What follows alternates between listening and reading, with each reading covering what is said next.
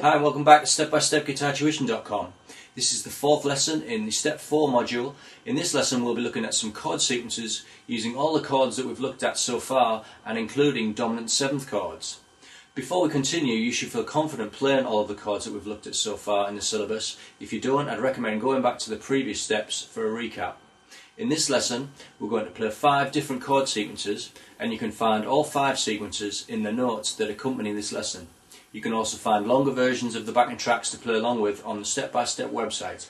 Also, I'm going to introduce 2 new time signatures, which are called 3/4 and 6/8 time. These are also commonly known as waltz time.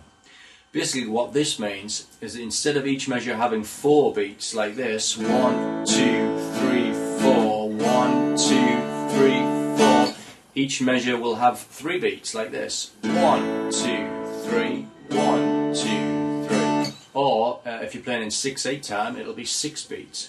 1, 2, 3, 4, 5, 6. 1, 2, 3, 4, 5, 6. But that should become clearer as you hear the sequences.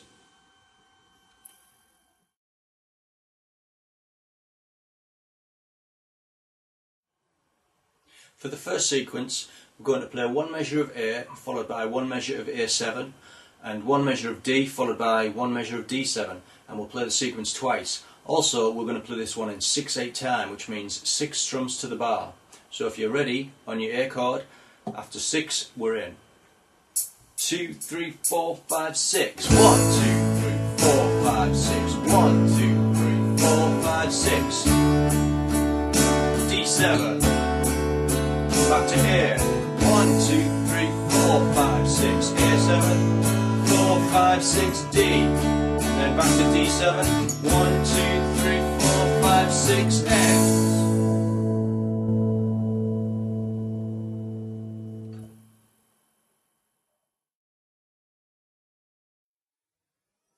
Okay, for the second sequence, we're going to play 1 measure of B7, 1 measure of A, 1 measure of E, and 1 measure of E7, and we're going to repeat it. And this one is in 4/4 time, so if you're ready on your B7 chord, we're in after 4. 2, 3, 4. A, E, E7, back to B7, A, E, E7, and end on B7.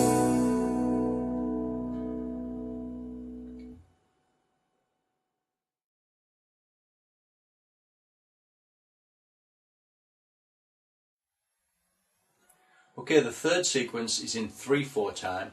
It's quite a long sequence, this one. It's a bar of G, a bar of C7, G, G7, D7, C7, G and D. And that whole thing is repeated. Remember, this one's in 3/4 time. So if you get ready on your G chord, and you'll hear a 2-bar intro. That's 2 bars of 3. Here we go. 2, 3, 1, 2, 3, G. C7, G, G7, D7, C7, G, D, and back round again, G, C7, G, G7, D7, C7, G, and D, and end on the G.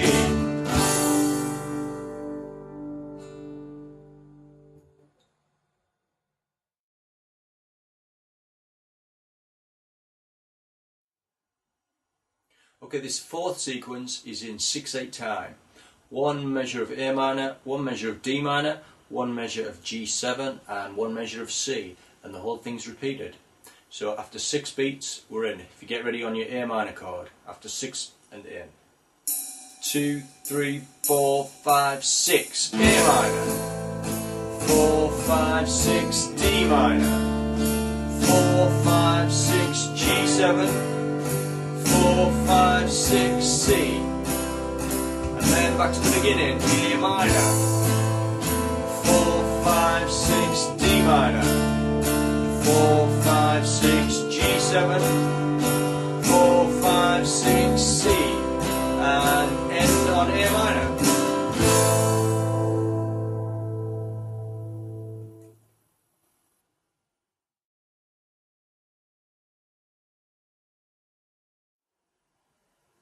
This last sequence is in 4/4 time. It's 1 bar on E minor, 1 on C, 1 on B7 and 1 bar of A7, and the whole thing is repeated. So if you get your fingers ready on your A minor chord, and after 4 beats we're in. 1, 2, 3, 4. C, B7, A7. Back to the beginning. E minor, C, B7, A7, and end on E minor.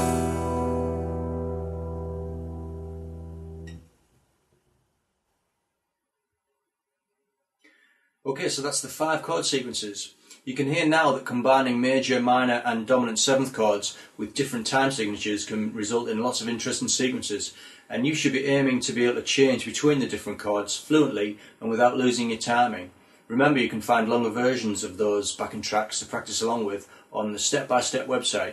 Just see your lesson notes for details. So that's it for this lesson. In lesson 5 we'll be looking at improvising with various scales and introducing a lead guitar technique called slurring. So I'll see you then.